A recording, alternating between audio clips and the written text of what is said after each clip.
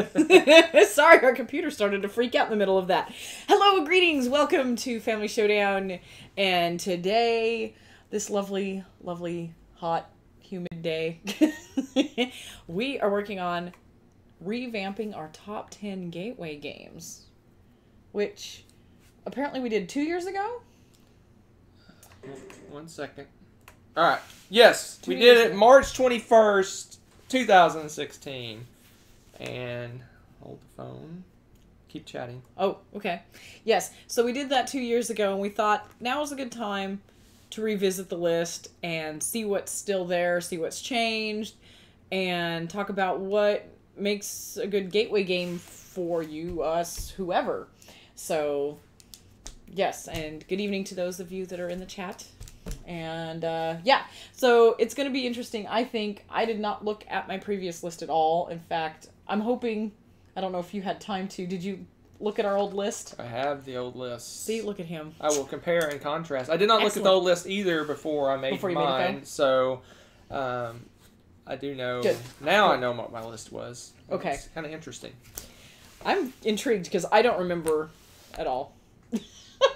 I know there's probably a couple that are still, that were there before. But I don't, I have some new ones. I know I have some new ones. So I looking at my old list, I wonder if I made my list differently this time. I think I really I think when I made my last list, I put, obviously, gateway games, but I took the ones that were my favorites. Okay. Whereas this time, I think I focus more on what would be the best gateway games, as opposed to what's my favorites. You know, I kind of did that too. I'll be honest. This time I was thinking about, okay, what would be a good gateway game for somebody that's always on their cell phone? What is a great gateway game for chess players? You know, kind of thing. There were things like that I was thinking about when I made my top 10. So mine, again, yeah, the number one is kind of, I think, universally the best gateway game for me, like all the way around. But some of them on the lower end are kind of niche things too, where it might work better for certain groups than others. And I'll explain them as I go into them too. But I guess before we get started, for those that maybe aren't savvy to some of the terms, we need to define a gateway game.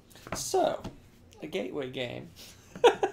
So a gateway game is the game you would introduce to a person that doesn't play hobby board games, modern board games, whatever you call it. They probably have experience with like mass market games maybe, or maybe no experience with gaming at all. So it's going to be usually an easier to learn game, not as many rules, kind of straightforward, maybe something they can relate to if they have played some mass market games, something you kind of use to draw them in and not overwhelm them right off the bat. So, like I said, lighter, easy to learn games. Yes. So, without further ado... Oh, we're going to jump right in. I say ado. Well, yeah, unless there's something else you wanted to add to that. Well, I will say this. I had a really hard time making this list. This is one of the hardest lists I've had in a long time to make. I agree. Because sometimes I think, oh, wow, that's a really easy game. But then I want to pick games that I think have that universal appeal, right? Yeah. I have a few that maybe are kind of niche, but I have tried them out with other groups and stuff. So most of these, there's one on here that's a little bit too new, but I just know how it's going to go. But most of them, yeah, are tried and true. I've tried with several different types of people. So okay, yeah, it was just my short list is a whole like spoilers. This whole page full if you read of that, games, and then I really had to think, okay, is this on the list because I really like it? Yeah, and I don't know what the proper way to say it, but I really took consideration how hard it is to learn the game more so than I think I did last time. But our pool of games is much larger than it was 2 years ago. That too. And so, in a way, it almost lends itself to being pickier too, right? Because now we can be pickier because we have much more base to go from. So, truth. Good times. All right. Well, I will say this. I think we're going to have a lot of crossover. Possibly. But we'll see. Oh dear. Did we freeze? No, I paused the video on that because it was causing us to lag a little bit. Oh, okay. I got I scared. hope the lag is on our side and not on the people watching side. Yes, But hopefully, if there is, let us know, Yeah. please. So, let us start with my number 10. It's usually where you start on these, right? My number 10 is... Ooh, nice. Number 10 is Patchwork. So this is a 2-player tile placement game. You basically draft tiles and you put them on a board, and the goal is to fill up the board as most efficiently as possible and gain buttons, which is the currency, and basically victory points as you go along. And so I picked this game for 2 reasons. One, this is a great 2-player game, so if you're like looking to get a significant other or spouse involved in board gaming, this is a great one to play.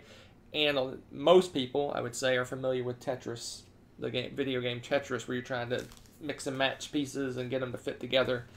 So that has some familiarity there. So, True. Patchwork. So, this again this is not one that, if I was picking my 10 favorite gateway games, this probably wouldn't make my list. But I think this is a great, like I said, game to introduce to your. You're right. It's great for that, but the theme's different. Sometimes, and at first we were kind of like, because the theme we're like, but the fun part of it is actually doing the puzzle bits. I mean, they could have probably put almost any theme on that, made it fun, but it is kind of a neat. Well, it's been proven with how many of these type of games there are now, right? Yeah, that's true. That's so true. I mean, Uwe has made. Oh yeah, seven or 8 of them now with the same putting and they're Tetris fun. Pieces together. But this is a great, like you said, go-to for 2 players. So it's just that one-on-one interaction, and you can, teach and amazingly enough, it was my number 10 last time. Was it really? Yeah. Now that's interesting. But again, the pool was much smaller. True. Back true then. too. I had that. I won't say anything. Okay. Spoilers. Nope. All right, what's your number 10? My number 10 is for those peeps that, in particular, I think of my cell phone users and people that love to play the little clicky games, and that is Potion Explosion. Made the image too big, like covering yourself up. I'll sit tall. But yeah, so I guess I need to sit over here more. So, but this one's great, and it's fun because you get that physical representation of those little clicky games, I can't think of the names all of a sudden, but Bubble Pop and all those. There's 10 billion different. Bubble Pop? Yeah, the little. Candy Crush. Candy Crush and Bejeweled. That's what I was thinking of. It's those. It's all of those games, but you get to actually physically do this with little marbles now. And it's cool. I like the little theme with it. You get each different type of potion you have has special little superpowers. And it's really easy because anybody that's played any of those clicky games, which anymore, just about everyone, it seems like at some point has played those clicky games. Yep. This is a great one. You're like, hey, you can actually do this in real time and interact with people. Yes. My. And you do something with the little gems after you crush them or whatever. Yeah. The candy after you crush it. Yeah. So it's a piece of cake to teach somebody, and it's kind of fun because, again, it's got kind of that little eye-catching, what are you doing, aspect to it that where you're looking at it, and it's got the table appeal, as they say, and it's just really fun, easy to teach, because again, everybody knows how to play those games. It's like, hey, you know that game? Boom, they already know half of the rules. Yep. So it's a good one. Brent asked if we have the expansion, and we do not, because we're behind the times on this one because we just recently got this game, so we haven't looked into an expansion. Although that does look kind of cool, I gotta be honest. The expansion thingy. So, but yeah, that does look like fun. But the nice thing is, I mean, especially for gateway purposes, you don't need to do any expansion stuff with any of my games that I picked anyway. I don't think. But yeah, if people really get into it and like it, that's when I'd be like, hey, you can add extra stuff to this game. We just gotta go buy an expansion.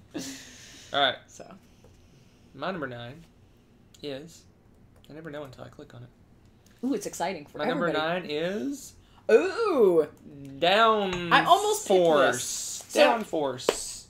Tell me, you think it's easy enough for a gateway? Oh yeah, you just play a card and do what the card says. Okay.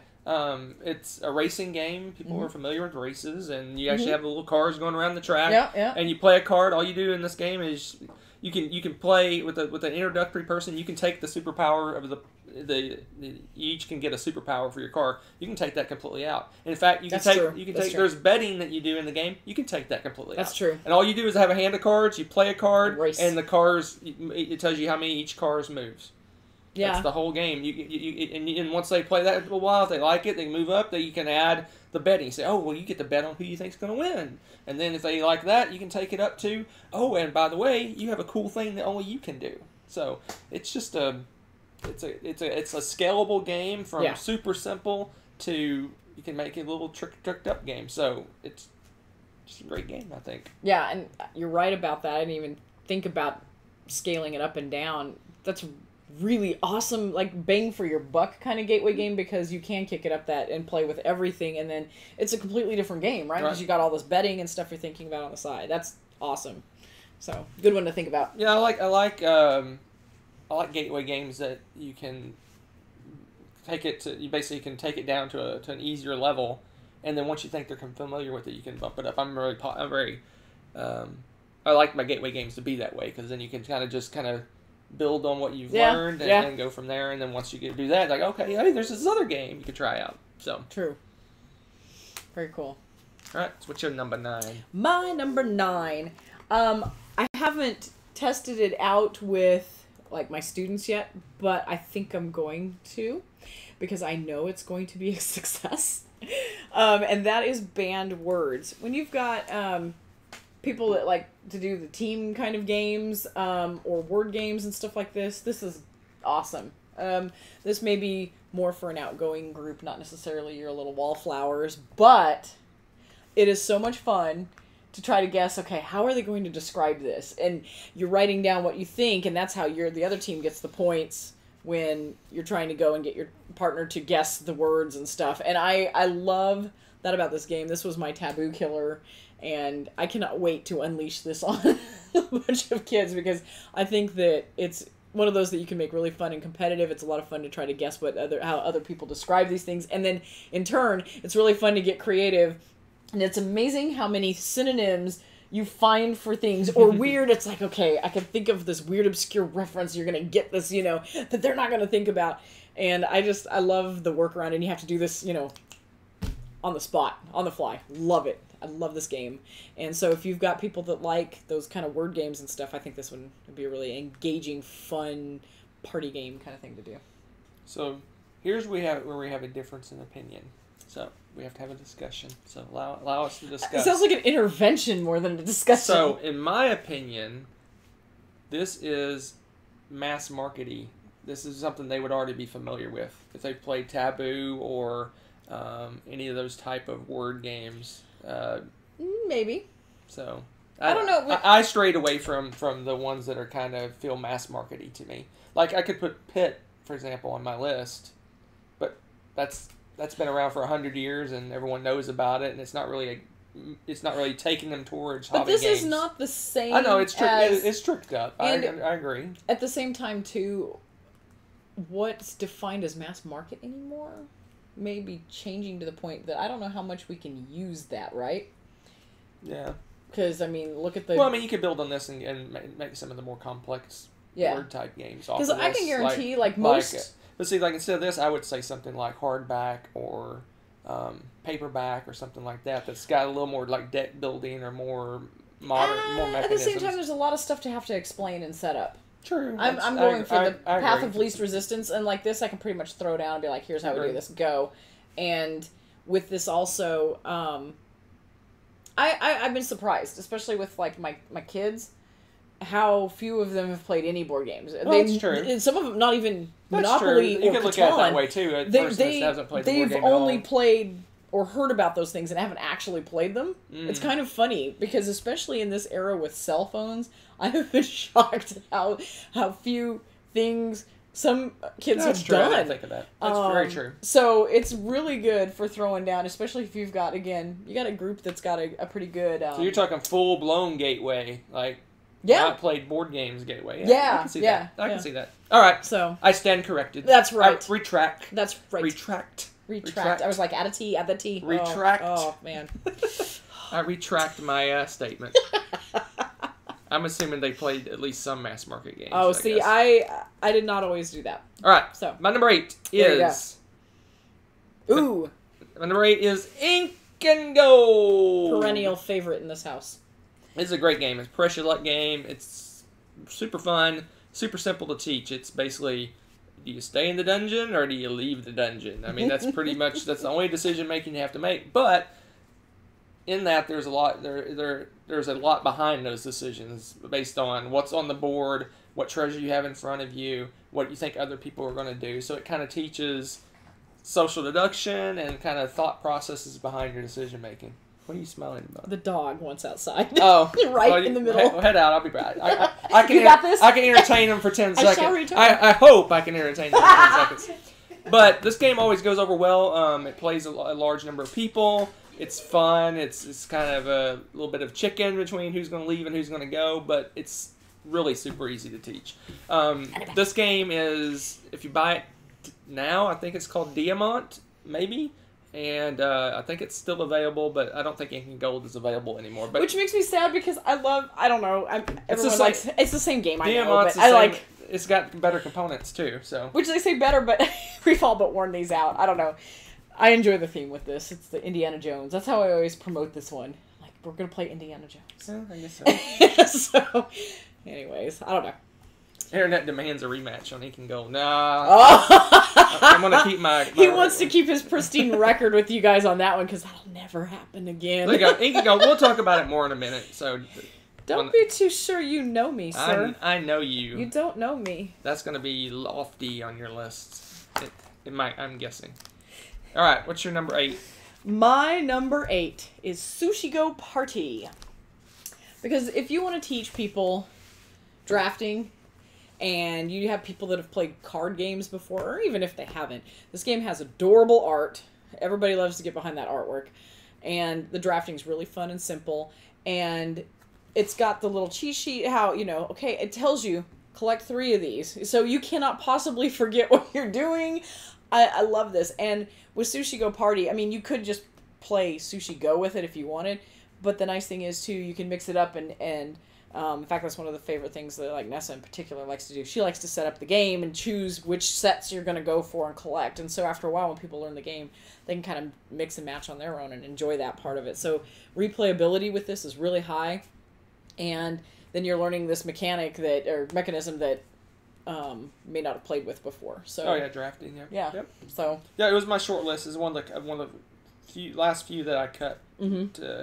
I didn't even put a line through it, so. It wasn't like the no chance this is gonna make it. It was in my final cut. Mm-hmm. Yeah, this is a good one. Like you said, I like I said just a little bit ago. I like games that teach a mechanism that's going to be used in a more complex game later on. Like, oh, you like Sushi Joe? The Sushi Go, it went really well. Okay, let's try 7 Wonders. Or exactly. That's Something's a little step up. It's got drafting and absolutely.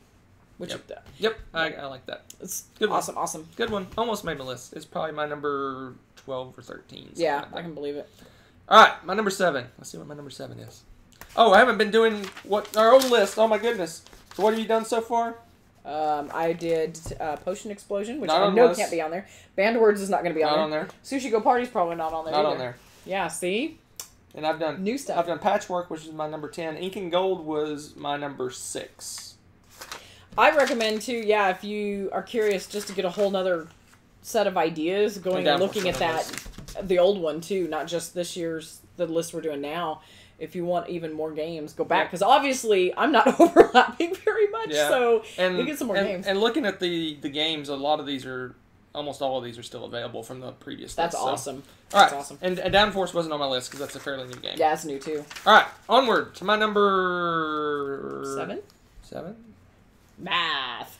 My number 7 is, for the chess players in the audience that wants to introduce a chess player to games, Santorini. That is an awesome one for that. So Santorini, this game, you can teach this game in about 30 seconds. Yeah. You move and you build a building. That's adjacent to where you move. That's pretty much it. You're trying to get to the top level.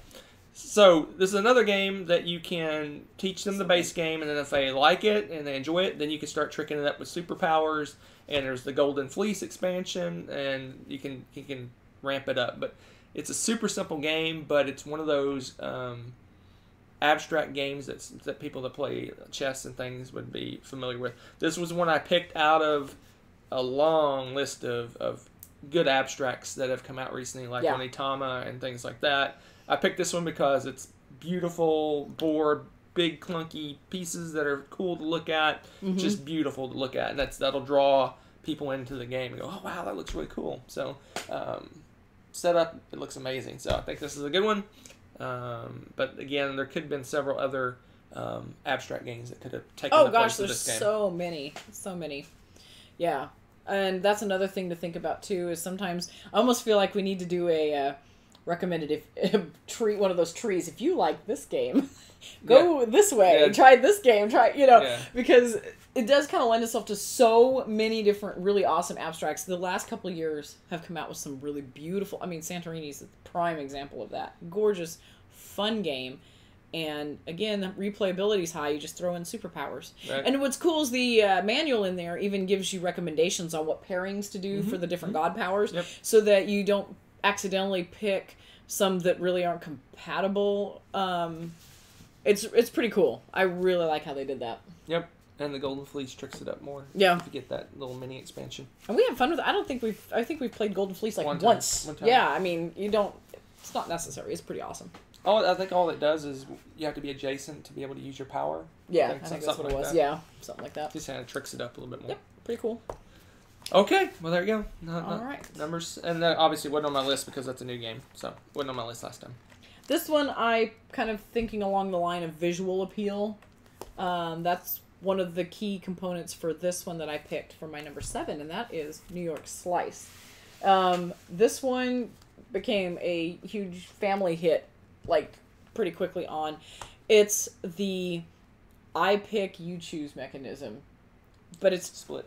Or you split. I split, you choose. Whatever. What I thought, not what I said, okay? Come on, people, get with me. No, this is... Anyway, add that to... This is probably, if I were just going to pick my favorite theming for a game, they hit it out of the park. It's just amazing. The box is a pizza box. The score pad is a menu. I love the way they did this game. They could not have done a better job of this game. It is so cool. The piece is a pizza, and everybody is intrigued by that. As soon as you're flipping open a pizza box, everyone's going to be like, what are you doing? What is this?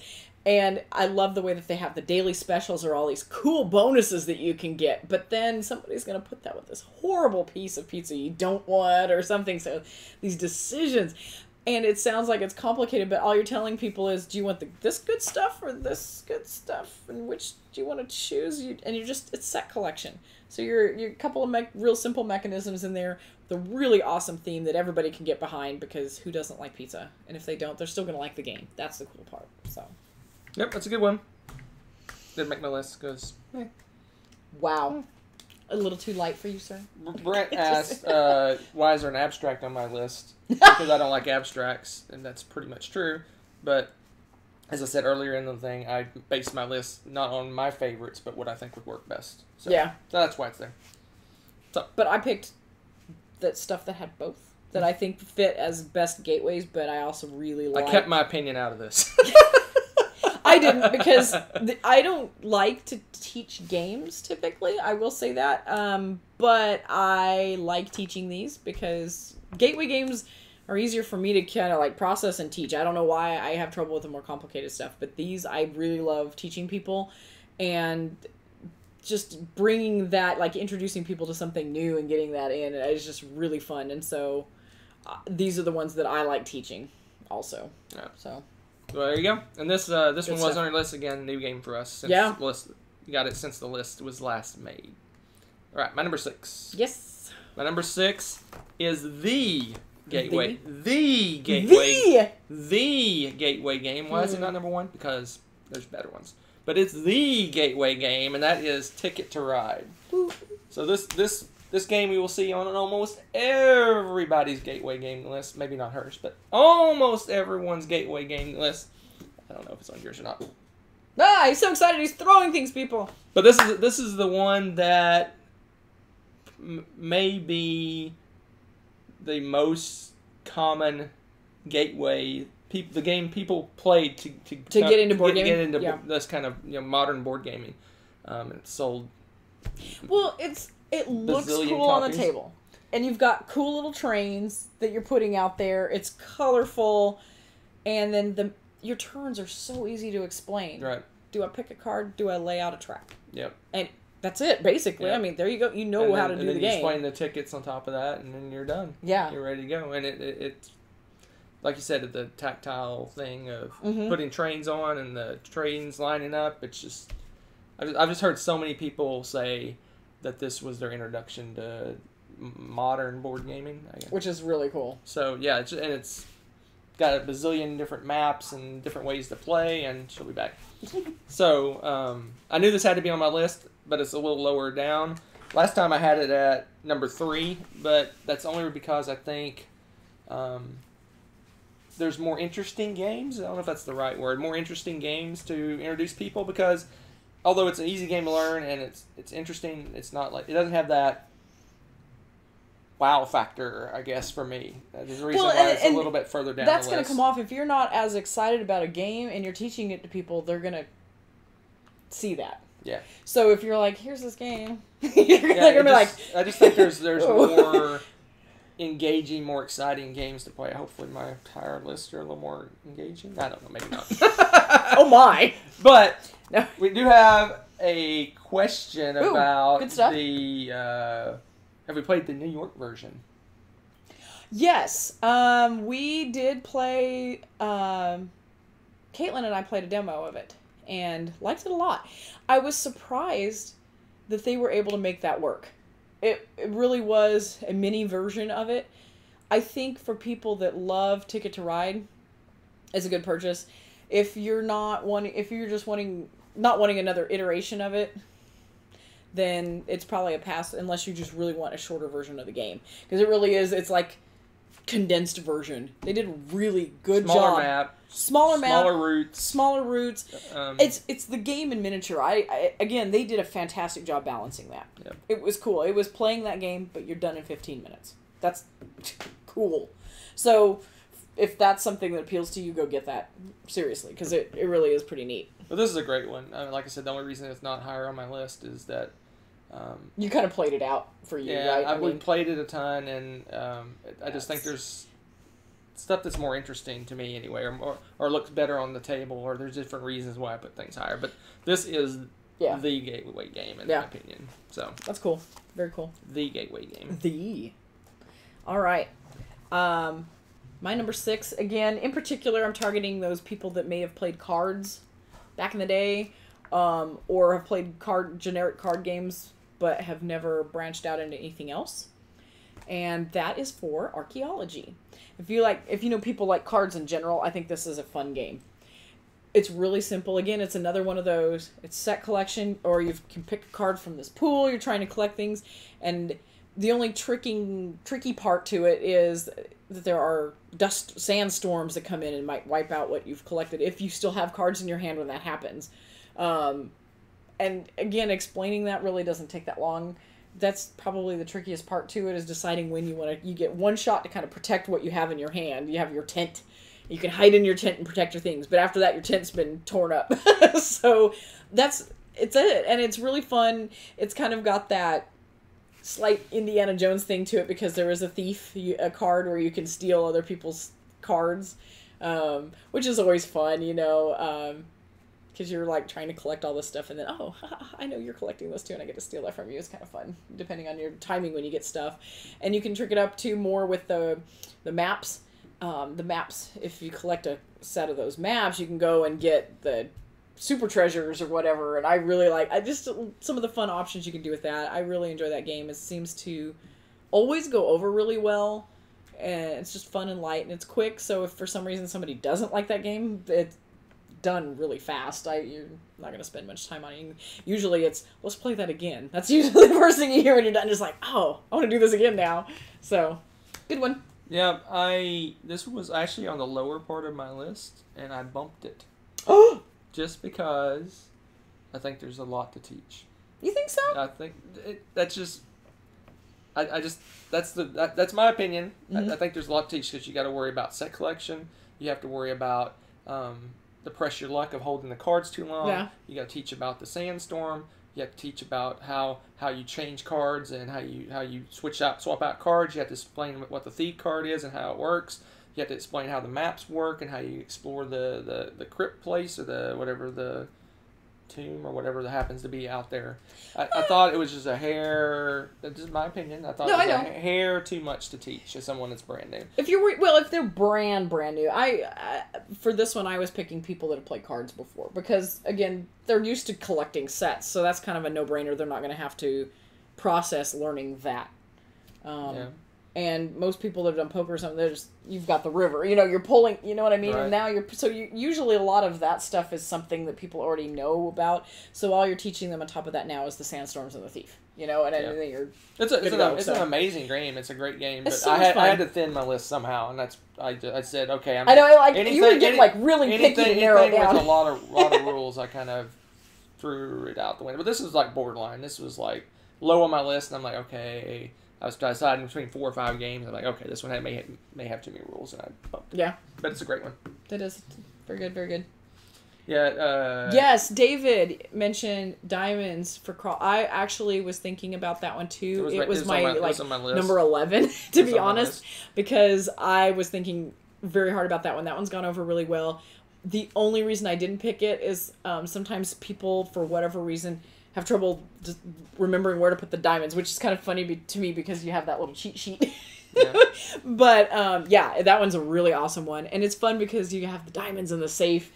A lot of people really enjoy that theme. I axed this one for the same reason I axed like banned words and games like that, because it feels just too much to. It's almost it's basically spades with a little slight trick up. But again, you're probably going to get a lot of people into it that way too, because you're like, hey, you can do something more with but it really doesn't. Play. I don't know. It doesn't feel like a hobby game. It feels like a slightly tricked up mass market game. You and your mass market thing. Again, I had to narrow my list. I had like 40 games I had to figure out which ones to get rid of. I know, that's so I found cool I got vague excuses why I got rid of certain games. That was why I got rid of diamonds. It said it's hearts, spades, it's all those games we've played with the slight difference. It's basically a different scoring mechanism of how you score it. Yeah. That's the only difference in the game, really. Yeah. Good. All right, my number 5. Number 5. What is my number 5? Number 5 is Alive. My number 5 is probably the heaviest game on my list, probably. That's not saying much, but it is Century Spice Road. This could be, you can insert Splendor here if you want, but I like Century better. This teaches you resource management, which is used in a lot of board games these days, is resource management. Basically, the way the game works, you have a hand of cards, you play a card, and do what the card says. And then if you want to, you can spend those resources to buy a victory point card. And every once in a while, you have to take all your cards back and you lose your turn.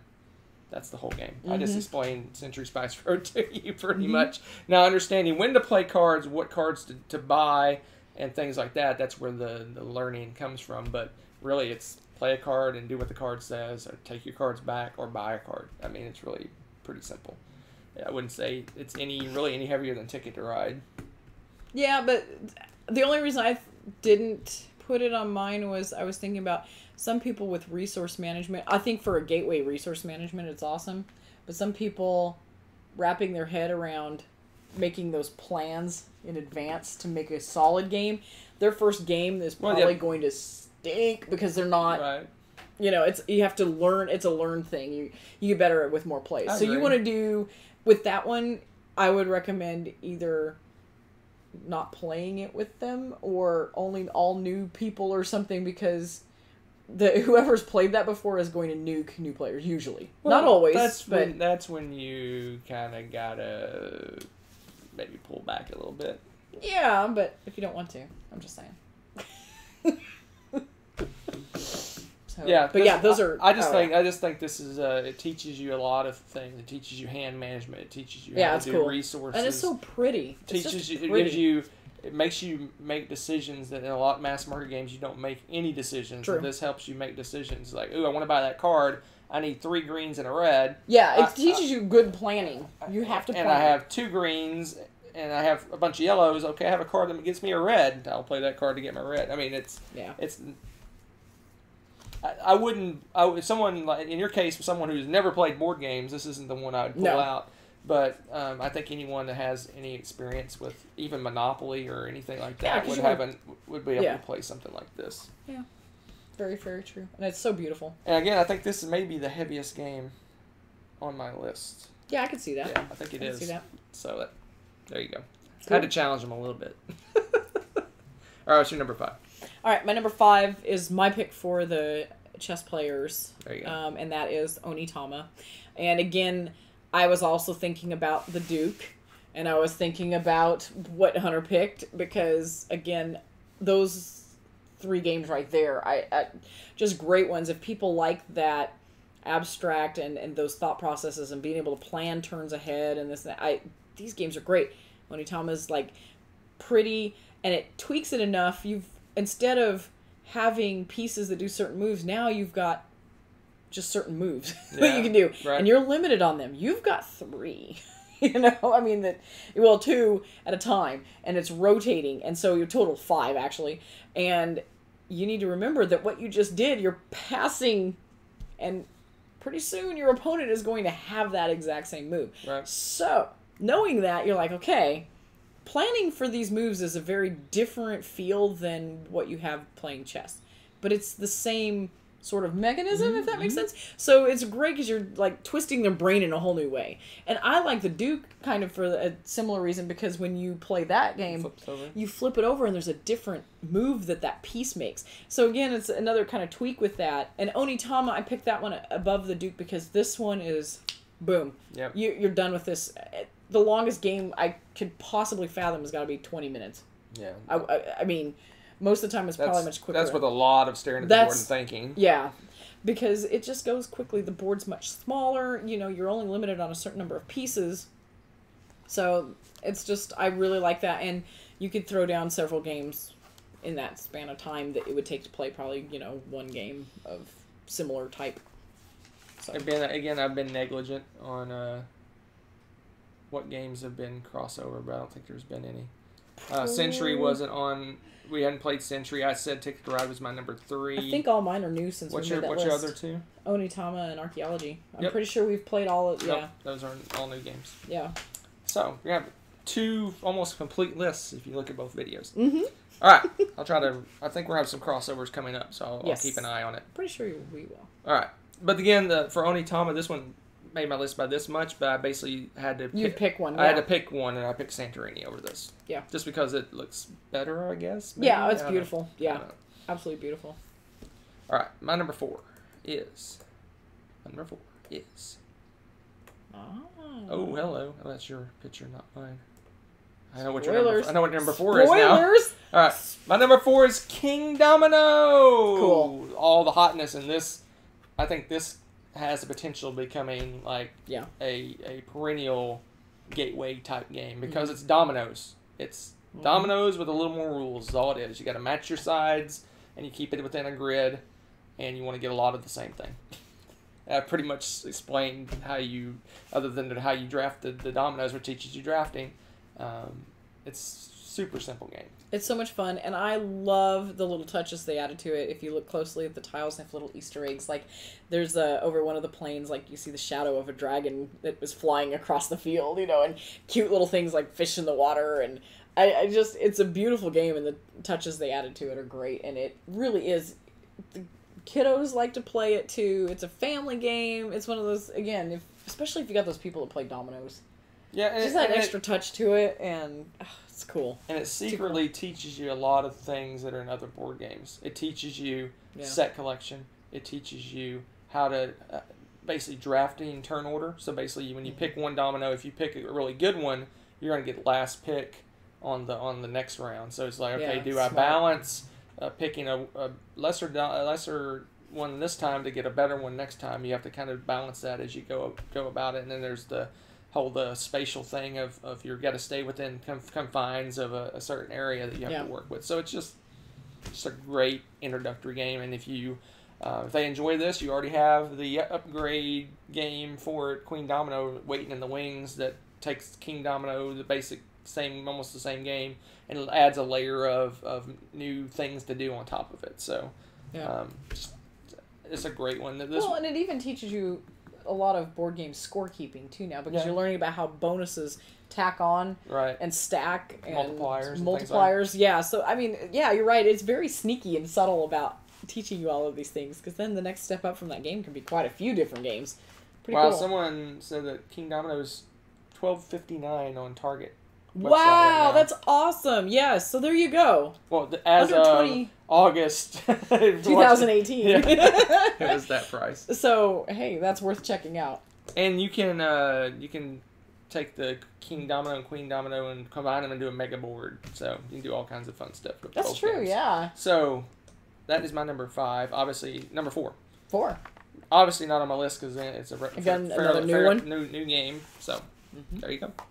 All right, my number 4 has been mentioned before. The- And I'm pretty sure that this was on my list before as well. The same exact spot, in fact. Really? Now Yes. that I find fascinating. And that is Ticket to Ride. For all the things that he said and then some. For me, the newness hasn't worn off because I like to replay games a lot over and over and over. This case, too, just as things were starting to get where I was like, wow, we've played a lot of this game. We got the 10th anniversary edition. And if you are a Ticket to Ride fan, that is worth the splurge, I must say, because it is absolutely beautiful. All the little different trains are in different tins. They're all different colors, you know, and they're just... I love the way they beautified the game. The board is ridiculously huge. But I guess if you really didn't like it, I guess you could use the other one. But it's awesome. I think it's fun to spread out this monster board and play this game. And the cards, you know, of course, they're using the 1812 or whatever they said the size. 1912. Is it 1910. I don't know. It was a year. Yeah. And I'm picking random years now, apparently. Yes, 1910 sounds right. But they're the right size instead of those little tiny cards that came in the original. Oh, gosh. Those were just so weird and awkward. I'm so glad that they made those normal-sized cards afterwards. All that stuff's fixed, you know? And it's just fun to have it on a fresh, new, pretty shiny board with new things to play with. Super fun. And, yeah, people collect the maps. There's all these different maps. And, again, New York is really fun. And if you want to play a shortened version of it and you are a Ticket to Ride addict, I know... Who was it I was talking to? Their parents, it was their favorite game, and that's their only board game they've really ever played. They play it hundreds of times. So, you know, it'd be a fun little gift maybe to get New York or something where you can play in half the time, get twice the games in. So, pretty fun. I like this one. This is one of those, again, like you said, that it's going to last forever. This is a game that already, it doesn't feel like an old game. Yeah, I mean, it's one of the few games you probably can say that 20, 30 years are probably still going to be playing. Oh, yeah. Ticket to Ride. Easily. But there's that. All right, my number 3. Mm-hmm. Number 3 is... What is my number 3? I don't know. You tell me. My number 3 is all the hotness that is Wow. Azul. Wow! Azul. I'm just stunned to see this on your list. I told you. I know, but I'm made still it stunned. based on what I think is best. Azul. This is like it's the new perennial gateway game. This is good. Yeah. This is just it's a beautiful game to start with. It's got nice tactile tiles that you get to manipulate. It teaches you drafting. It teaches you set collection. It teaches you all sorts of things that you don't even realize you're doing when you're playing this game. Yeah. And it's just super fun, super easy to teach. It's just So thematic. it's just they knocked it out of the park with this game. This is so thematic. If you mess up, you drop a tile and it breaks on the floor. You should be penalized for that, you klutz. I'm just saying. I think it's very thematic. But no, it's this one. know. This one is this may be the one I'd pull off the shelf to teach someone a new game that doesn't like for the reasons that my 2 and 1 are above it. If they don't like those style of games, and I'll explain those when they come up. This would be the one I would pick for them because this is just. I mean,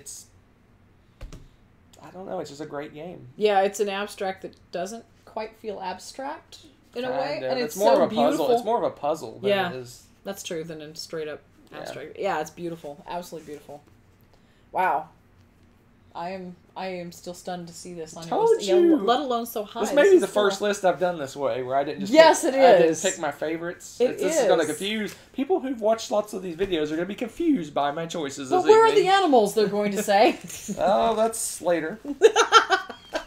Spoilers So, again. If you haven't played Azul, you owe it to yourself to try this game out. It's Yeah. really, even if you don't like abstracts, I think you may still like this game because it's got so many things going on. It's not just a move a piece and something happens type thing. It's Don't they have an expansion kind of thing or a special tile for this game too? there's an expansion that just came out. I want to say stained glass or something weird. I don't know. Oh, isn't it a separate game? I thought that's a separate game. Is it? Yeah, Is it? I think it is. But no, what you're That's probably true, that thinking looks of is cool. there's if you bought the There's a original version piece. of the game, there is a two pieces that are. If you bought the original version of the game, the start player tile is cardboard. You can buy a real tile, and you can buy Joker tiles. That's what it is. I was thinking of the Joker So there's tile. Joker tiles that are like wilds. That's cool. Ooh. So I think yes, they're separate game. Is it a separate game? I'm positive I it's thought a it was separate an game. expansion. Because everyone was curious about it because it looked I know. very similar. I don't like Azul, so I didn't check into it. Something wrong with him. I'm serious. It looks beautiful. The new game that's coming out looks beautiful, but I believe it is a completely separate game. They're Anyway. curious. Everyone's curious about what's going to change with it. Huh. So, I don't know. I didn't look into it. I didn't go to Gen Con, so I don't know anything. like I did. Come on now. How do you know about games? I sit on Twitter a lot Oh. and okay. listen to all you guys chat and buzz about all the games. Again, if I'll explain, but this is the one I would pick if the person I'm teaching doesn't like the games, things that are going on in my 1 and 2, which I'll explain in a minute. Okay. So, Cool. and obviously it's not a repeat of the last list because This is new, it's too. a new game, It's new. fairly new. All right, my number 3 might sound weird, but I'm probably going to cheat and generalize this a little bit. And that is Deception Murder in Hong Kong. You could probably put several social deduction games here. My particular favorite is this one.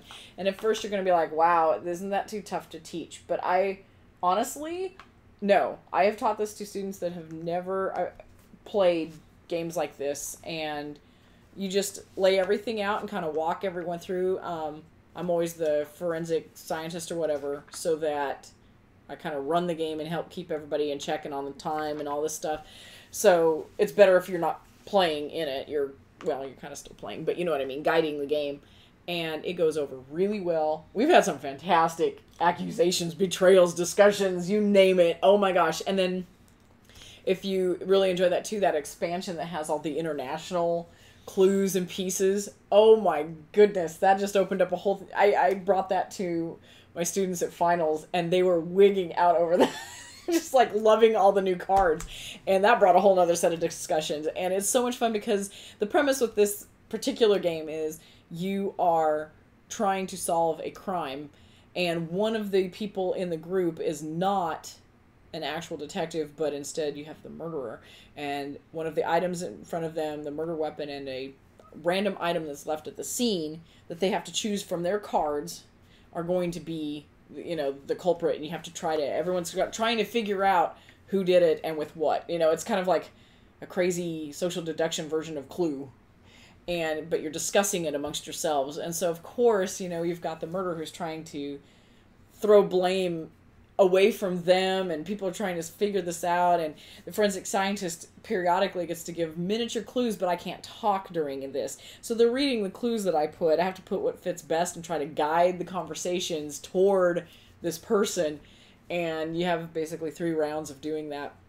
Everyone gets a chance to formally accuse people. So, of course, those people that are holding out to the end, everyone's like, you've got to do this and that. And it's just, the energy in this game is infectious. It's really fun. Absolutely love playing this game. It's always been a hit every time I've introduced it. Everybody loves this game. Do you, I waited patiently to ask my question. Look at you.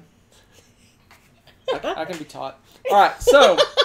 Do you find that you have trouble with new gamers understanding their role as the murderer? Mm-mm. Or being too obvious that they're the bad guy when they're discussing? No. the thing that I have found the most amusing is the accomplices have been awful a few times, Oh, really? which is hysterical. Yes. Mm. I have more people have trouble being a good accomplice than a good... They give away the murderer. murderer or something? Kind of, yes. And when things are definitely pointing towards the murderer, they don't do anything to, like, deflect. It's hysterical. It's like, make them think you did it. It's okay. They can accuse you, you know, until they're blue in the face, and they're not going to win. You're going to win. And for some reason, that's really hard for a lot of the kids to get their, like, wrap their heads around, and it's hysterical. So, there's that.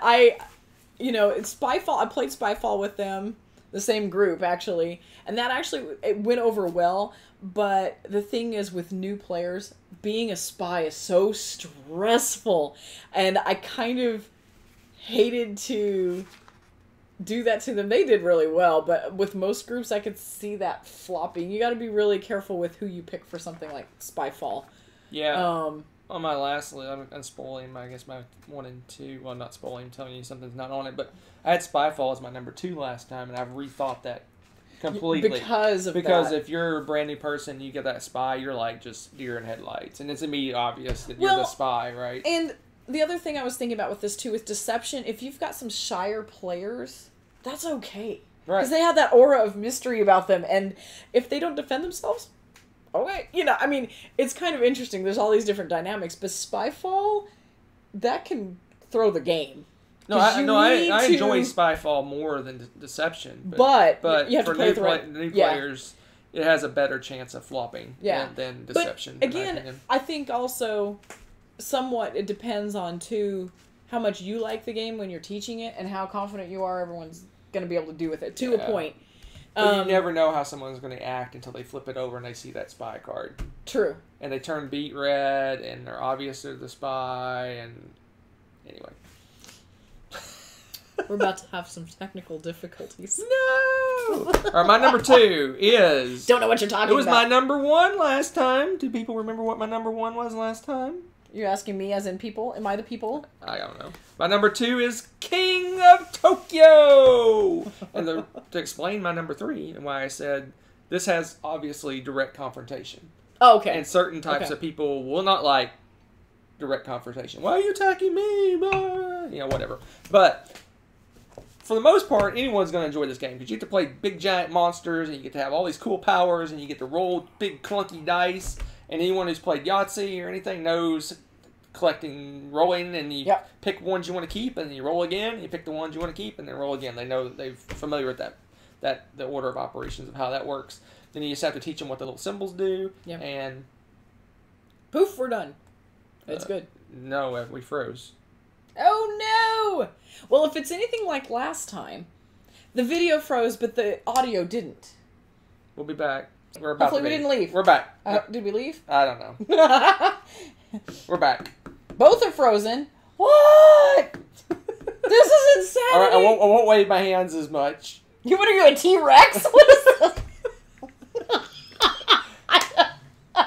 For whatever reason, if we get too wild, swinging our arms around or something, it'll freeze the camera. I may just have to sit on my hands because I always move around. So anyway, King of Tokyo, for people that do not like direct confrontation, I don't know where we froze, may not like this game, but for the most part, people are going to enjoy rolling big clunky dice and playing big monsters and fighting and killing each other and blah, blah, blah, and whee! It's fun times. Because that's what we say when we're playing that. Whee! And it's usually like, ah!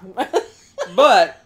Sound effects are better. This has probably been, unlike Rebecca, who's probably used other different games. Other different games? It's true. Other different games? other different separate games. The computer's reboot. This is my most often game I'll pull off the table and teach people to play because it's just fun, it's easy to understand, and it's got you laughing and joking and, oh, I attacked you and blah, blah, blah. Yeah. It's funny. So... Good stuff. King of Tokyo, my number 2. It was my number 1 last time, so it is holding strong, but it's been replaced. Dethroned. All right, my numero dos is... I know both of your next 2. You don't know me. You cheated. No, I just know... No, because I looked at your list last time, and you haven't mentioned either one of these games, so I know the next 2 are coming up. I bet he knows only one of them. Oh, really? Yeah. Tell me about Stone Age. You cheated. No, I did not. Wow, you're so good! Yes, my go-to worker placement game is Stone Age. Love, love, love, love, love this game. I still love this game. I will still play this game all the time. I don't care. I have not gotten sick of it. And this is a fantastic way to teach worker placement. It is so simple, and you've got fantastic pieces to play with. So the little wood looks like wood, and it's so easy to explain to people, okay, you know, the symbols are so simple. You know, to build this hut, you need a piece of wood, a brick, and a gold. You know, collect that. You send people, and if you're running out of food, well, your people are going to be gnawing on that piece of gold if you don't have food. You know, and so it's fun to, you know, explain how the turns work. It's so simple. I don't know. You'd think with all the pieces and how complicated the board appears that it would be more than it is, but they did a fantastic design with that game. And what it boils down to is a lot of good choices. So you get to build those, and there's a little bit of set collection. You can do those for extra points, but you could abandon that and do other things if you wanted to just build huts. You can do both. Hunter has some crazy thing where he always builds up all these crazy, insane tool bonuses to where it's like, you know, you think you're winning the game until he scores those and does a lap. You know, it's ridiculous. You have so many different ways to win. So it's not like someone could say, oh, I've played that game once before, and then destroy new players. But that's not the case. They might have something a little more streamlined, but everybody's got a pretty good shot because there's so many different ways to win in that game. I really like this game. Everyone has ever played that is like, ooh, you know, I want to either play that again or I want to find this game and buy it. It's always gone over well. So, and no, our leather cup does not stink. I don't know what people are doing. Wash your hands. Don't just sit there and hold it with your little grimy mitts the whole time. I don't know what people are doing. Anyway, just saying that's my soapbox. So this was your number 2 last time. That's why I thought it was going to be your number 2 again. So I guess I kind of cheated. You did. It was my number 4 last time, but this is one of the ones I axed because I think there's a little too much going on in this game. I would have thought that until I've introduced a couple of really new players to it before. Well, and so I just had to axe things off my list. And I know. And I I really took my list down. I mean, difficulty of my games down for this list. And Stone Age it's got quite a bit to teach. You got to teach how the dice work and how you get the resources rolling certain numbers. You have to teach how to buy the huts. You have to teach the cards you buy at the bottom and how those work. And you got to teach that you can only put certain number of things. Once you go to one place, you can't go to that place again. And all of these feeding your people, and there's a lot to teach. But you know what's funny? I don't know why, but I haven't had trouble with people understanding that. And the nice thing is because they show you like physical spaces there, you can say, okay, you can only put that many, you know, people there, with the exceptions of like the 2-player, you know, thing where it's variant and stuff like that. But I mean, I don't know. I really, for whatever reason, maybe it's just because I picked, you know, like I said, suitability wise, somebody that could grasp that really easily. Right. It didn't seem like I had trouble explaining that to people. And it's okay to ask in the game again, okay, so what does this do again? You know, it doesn't, that's not a problem. I don't know. It doesn't seem to stop the game or kill the game if you forgot something little like that. I don't disagree with you. That's the way I never. I know. I took the difficulty of my games down quite a bit. Yeah. I'm just counter-arguing just to kind of defend our gateway games in general, because a lot of times if you're looking for purchases, you know, this is where you want to start. So that's why I would pick it. Pick it. All right. So my number 1 is what I thought your number 1 was going to be. Interesting. I thought we were going to have a crossover at number 1. We're not. My number 1 has already been mentioned. What? Oh, so it's not Twilight Imperium 4. Is that the gateway to... awesomeness? Gateway to... What's a step up from Twilight Imperium 4? Arkwright? No, maybe. All right. So what's my number 1? It's a crossover. It's a crossover, you say?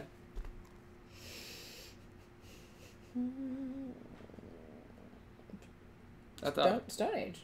No. Oh, what? Deception, Murder in Hong Kong is my number 1. And the reason, like I said, my number 3, I don't think there's certain people that I don't think would like the social deduction aspect of this game, but So I would go down to King of Tokyo, and if they don't like conflict, then I'd move it down to Azul. Okay. But this one has gone over with like, gangbusters to everyone we've ever taught this game. It is fun. People that have ever played Clue understand the concept of picking certain things. Like Rebecca said, unlike most social deduction games, you can be a wallflower. You go at your own pace. You can just kind of sit back and see what everyone else is doing, commenting here and there, or you can jump in and go crazy and start. I gotta wave my hands around. Jump in and go crazy, and the animals are going crazy. There must be a storm coming. You go crazy and really get involved, and as you become more comfortable with the game, you can interact more. But it's super easy to teach, super easy to understand, and it's interactive. It is social, and I think that that interaction is infectious. Right? You may have someone who's kind of shy or introverted, but by the end of this game, they're like, this and this and this, and they jump right in and go crazy, and you're like, what? That person's personality has changed during this game. I gotta be honest, I have had some of my absolute favorite gaming moments with this game, with family, with gaming friends, and with my students. I had one in particular, and she's very quiet. One of the smartest kids in my class. Real super quiet, though. And again, we have a small class, so it's a pretty close-knit group.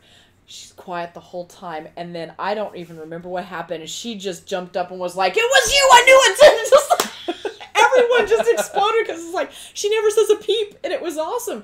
And it's funny because it does stuff like that. You have those moments where people do things, and it was, I thought I knew you. And this works so in a party atmosphere. This works in a gamer atmosphere. It works in schools. It works in all sorts of situations. And it's the type of game that every time I don't know if you've ever been at a con when I taught people this, but invariably when I sat down to teach this game, I taught probably the last 2 or 3 cons we've gone to. I've taught this game, and I would sit down and teach it. And people would drop in and drop out, and it's so easy when a new person comes up. You spend like 3 or 4 minutes explaining what's going on to them, and boom, you're right back and you're playing again. And people that are fairly new to gaming, they go, "Oh, can I be the inspector or the forensic scientist person?" He's like, "Oh, that sounds so cool," and they try that, and you can swap out who does that, and it's just was probably one of my favorite things too. Is that when somebody's like, I really want to be the forensic scientist now. And I thought that was fun because it's seeing it from the other side of the table. It's pretty fun. So, I'm going to go to the comments. And someone are mentioning other types of social deductions. Yes. And this is probably not my favorite social deduction game, but in most social deduction game, it's very confrontational. It's very you have to lie a lot. You have to be a very good liar. That's true. And it's very accusatory. And this one has that a little bit, but not like in Resistance, like, "Oh, you're the bad guy," blah blah blah. And it's more about the cards, right? It's right. Not you're trying to explain. You're not playing the person. You're playing the clues and the cards. I mean, you can play the person a little bit, but you're not like in your face like, "I think you're the murderer." And you're not forced to lie. Right. You don't have to. You don't have to say anything. Right. And that's the fun part because. And a lot of games are very. It seems like they're more in your face. Like there's a lot more. Like Spyfall in particular. Right. Right. I mean, you're getting asked direct questions one on one. Right. Everyone else is staring the whole time, so that can be a little. But so it's not. That's not necessarily. It's one of my favorite social deduction games, but it's not my favorite. But it's one of the ones that you can kind of take a back seat. You don't have to be out.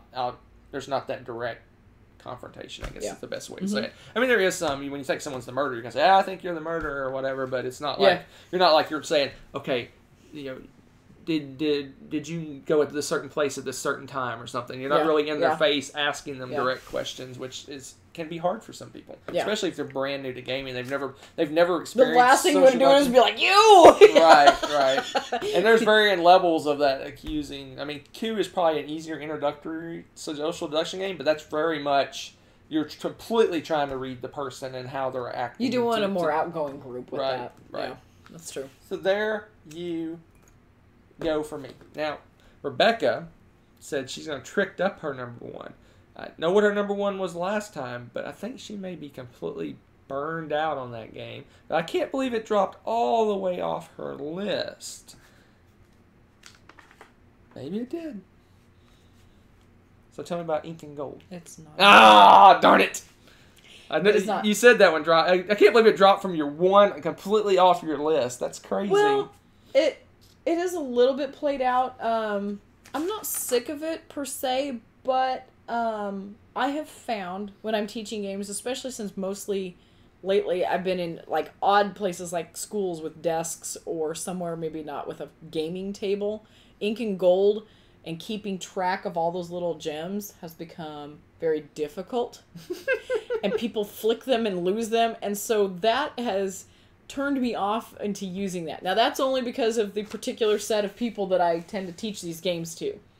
So, that is still a fantastic game.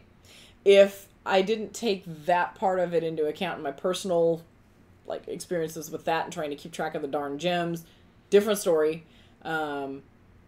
And it would still be very, very, very, very high on my list. As I stare over at the family shelf, wondering what could be your number one. It should stand out to you. Because it's a new game. Because none of these on the list from last time, I think, are your number one. Maybe surprised. What game do you absolutely It's love? not a new game. It's not a new game. It's not a new game. So it could have made your list. Unless you count Twilight Imperium 4, not Twilight Imperium 3. I'm just kidding. It's not. What the heck? Is it on that shelf somewhere? I don't know. Maybe. Probably. I don't know. Sure. Yes. Yes, it is. And you guys get to watch Hunter stare at our shelf. That's exciting. Really thrilling. Sagrada? I said it's not a new game. I give up. Takenoko. No, but that's a good one. It's a little bit... Takedo's over here. So. Takedo's cool, but that's too much to teach. I give up. What is it? King of Tokyo. Are you serious? I am dead serious. That's funny. We swapped my number one. We did. Funny. That's cool. I have Tokyo. not... Wow. It's funny that you said that because I have not had a problem with anybody and confrontation in this game. I think part of it is the universal appeal of Godzilla. Because there's something about taking a giant monster and going in and beating up a city and other monsters.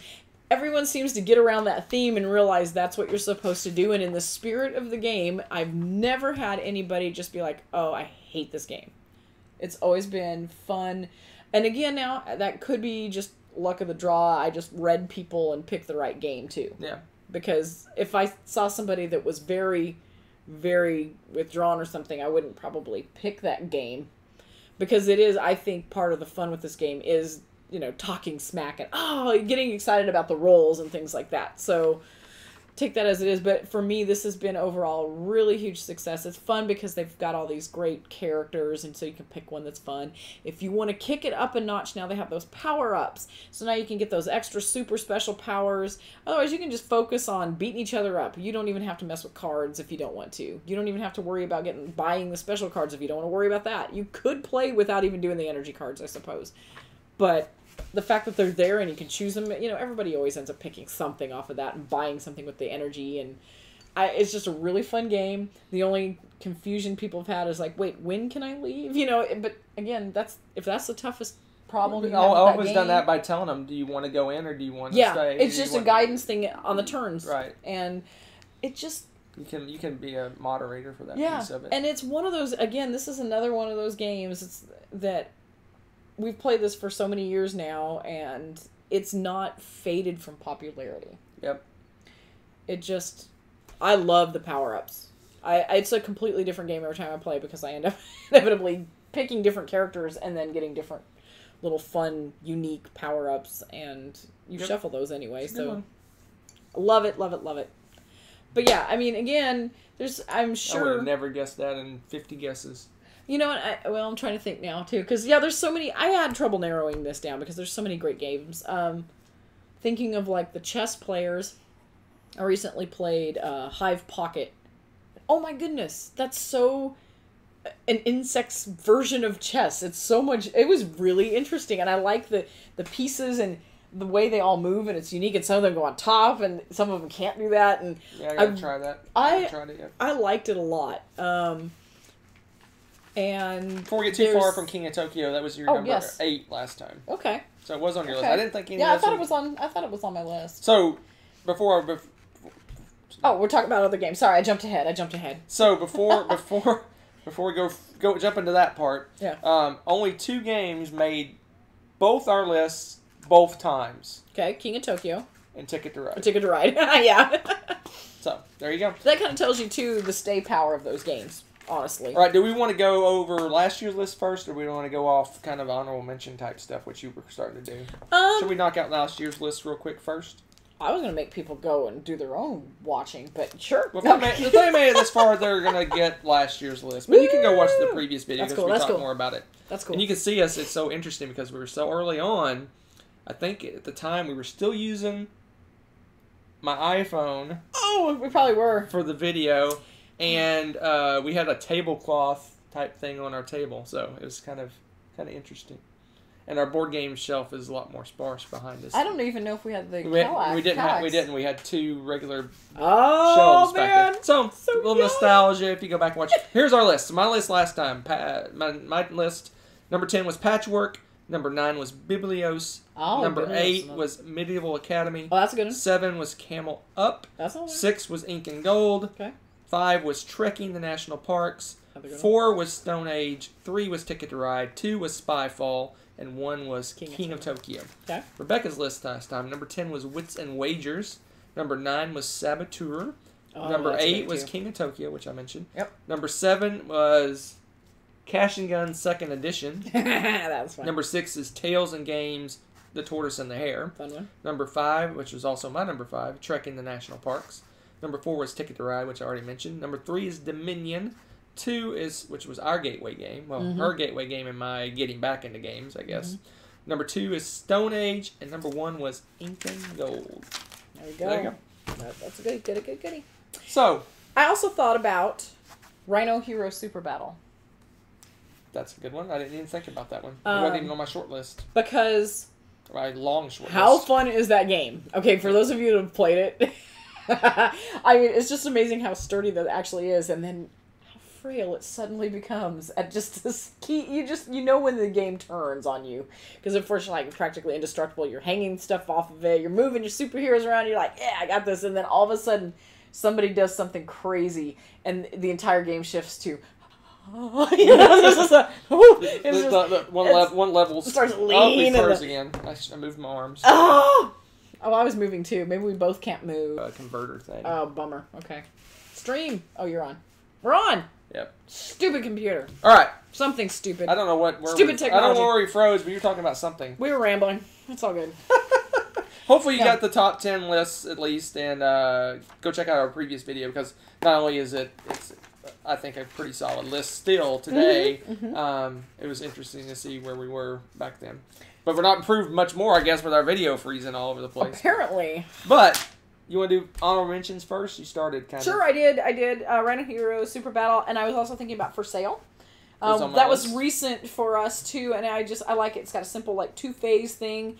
And it was another game that I know for me personally, as soon as we played it, I was like, I can play this again. It's really fun, and it goes pretty quickly. And it seems like the more you play it, the more you're like, oh, that was sneaky. I like the way they did that. I'm going to try that tactic next time. It's really fun. I really like that game. Sheriff of Nottingham was another one I was thinking about. You already mentioned Diamonds, or I did. Yep. Someone in the chat actually did. Oh, yeah, that's right. And I thought about Sheriff, and the reason I threw it down, because like you said, especially with the expansions, it's kind of confrontational, and to win, you really pretty much anymore, you really do need to lie at some point to win. You can hold your own, but probably not win without lying in that game. So some people may not be comfortable with that, and that's okay, because it's a weird kind of bluffing, because it's outright lying. You're saying, yeah, I have 4 apples. Right. So if that's directly lying. Yeah. But a lot of social deduction have that. A lot of them do, but I don't know. There's something about that, the way you're doing it, I think that could potentially cause issues for people. So it was one of those where I'm like, okay. But it is really fun. And if you have people, again, super shy people may not enjoy that one as much either. So that's why I picked Deception. But That's all you got? I got bazillions. Oh, I have tons, but those are the ones that I... All right, I'll do the ones that just missed my list. Okay. And I'll give you a quick blurb why they missed my list. Good stuff. Sagrada. Yep. That's a Awesome. great one. For puzzly games, I just picked Azul over Sagrada. Gotcha. I like Azul better. I think it's maybe a little easier to learn because there's a little tricky rule with the Sagrada. You have these little tokens you can spend to do a special power. Oh, that's true. I forgot about that, something like that. Yeah. Sushi Go Party just missed my list. It was on your list. Mm-hmm. Takenoko, another one, just missed my list. It's that's a great, so cute. Great game. I wouldn't say it's got a lot of rules, but it just got... It sometimes might be a little hard for someone to follow right away. It's almost Gateway Plus one. Yeah, right? there's 6 different actions, and then... And you have to roll for the weather, and yeah, it depends on who's... Other ones that just missed my list, Tokaido. I think that's a good one. I feel like that one's a Gateway Plus one to me. Yeah. And then, what else just missed my list? Trek in the National Park. Oh, I love that game. That one just got bumped off the bottom of the list. Yeah. That one's from really other good. games. It's Trekking the National Parks is a slightly, I almost want to say a light version of Ticket to Ride, in a way. Wouldn't you say? It's almost... it's about the same. It's almost the exact same weight. You don't build routes, but you do cards. Yeah, and collect the gems. Victory So, points. But, love that game. So there's some chatter going on. So why didn't Splendor make your list? I felt like with the tableau and stuff, the planning and the coins, like how many coins you collect, I felt like that was a little bit too busy for someone to absorb. That's new to a game. Now, if you have people that play that style of game and play clicky games and things like that, it might not be an issue. But when I was thinking about that one, I was thinking about brand new players, and I thought... Yeah, but you put Stone Age on your list, which is... It's busy too. Several times more. But this is again Splendor. has that sort of thing. It's an engine builder. You're not really building any engines in Stone Age, and I just felt that one was busy, and I don't know. To me, that felt like a Gateway Plus one. Now I may be wrong on that completely, because again, it depends on who you're introducing the game to. So I don't know. I was kind of torn about that one. Yeah, the reason it wasn't on my list is that. You have the Century Spice Road. See, I felt that game, and I think it did make it a little. I think it's streamlined. Century Spice feels a little more streamlined. It's less busy to the fact where, honestly, I feel like, especially for people that might have, I almost want to say like a sensory overload, because you're looking at 3 rows of cards and just all these gem costs and stuff, and I feel like it might, for some people, be one of those. I don't know where to start. I could see people stalling out on that. So the latest thing in chat is no dexterity games. It's funny. I don't know why I almost discounted those as gateway games, and I don't know why, because you're right. We could easily put so many good dexterity games. I considered Rampage. Rampage was on my short list. I thought about it too. I guess the only Ice reason... School's another good one that would be a good... You know what? That one doesn't have much setup. Because the reason I did have Rampage on my short list, but I thought the setup is going to be killer. But the table presence is so awesome. So, yeah, I don't know. I was focusing more on board gamey, card gaminess and not dexterity. But you're right. Some good... Rampage would be a great one. Ice Cool's awesome. And that one's easy because the box is the game. You just pull it apart, hook it back together, and you have the game. That one's so good. Tumbling Dice, that'd be a fantastic one. Yeah. Worst case, you can pull out your calculator and do some math. I guess the reason I didn't do it, I guess part of my thought process in deciding the games is what is it going to teach you for the next level? That's true. And dexterity is dexterity. I mean, it doesn't really teach you for the next level, I guess. Yeah. So that's the reason I didn't put any on it, because it's like, okay, you play Tumbling Dice, what's the next step? True. I don't know what the next step would be. What does that it's like supposed to be a gateway into gaming, and what does that gateway you to? I don't know. Cube Quest might work as a gateway to war games. What? To war games? First Cube Quest, next the world.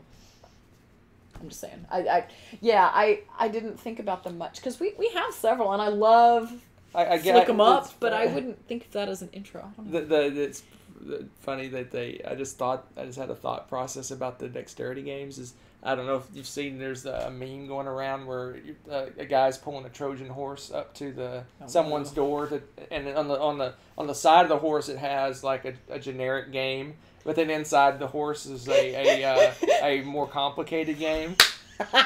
And it kind of fits the thing for Gateway, but I was thinking that would have been a perfect. I was thinking dexterity game. You have like tumbling dice, and then inside you have TI4. So you draw them in with something, and then you spring the big game on them. I love it. That's so good. I want that as our picture for this thumbnail. There you go. Cool. That's the someone mentioned disc golf. Maybe flicking games is a gateway to actual sport. Or vice versa. You like disc golf? You'll love... Maybe one. I don't know. All right. I think we're going to wrap it up. Sorry about the freezes. Hopefully... I don't know why. It wasn't long. It seems like every session something different is going wrong. I don't know what's up with that. You look after the fact, it doesn't look so bad because it's just kind of like... fixed. It's kind of like we're talking and then boop, we're in a different position and we're talking again. So maybe you won't notice too much that we're skipping, and I don't think it records the sound. I don't know how it works, but anyway, so hopefully it's a mystery. It's something every time, but we'll suffer through. Yeah. I do not know. I don't think we're going to record again this week, just because this is busy time for work for me, and she is getting ready to start the school year, so her busy time is around the corner. But we'll definitely be back Tuesday night with something. I think Tuesday night may be recent plays, and then maybe we'll do it versus the internet. Ooh, I can't wait to take people on. So who says maybe I want to play against them? I can't wait to represent you in the chat. We'll figure it out. What did we do last time? What did we do last time? We did... Whooped your butt at something. What? I don't even remember what we did last time. What did we do last time? Oh, Mysterium. That's right. That was fun. That was fun. We were awesome. We did great. So, all right, you guys, take care. We will see you in a week, and have fun. Play some games. Tell us about them. Bye. Thanks for sticking with us. Go watch the old video.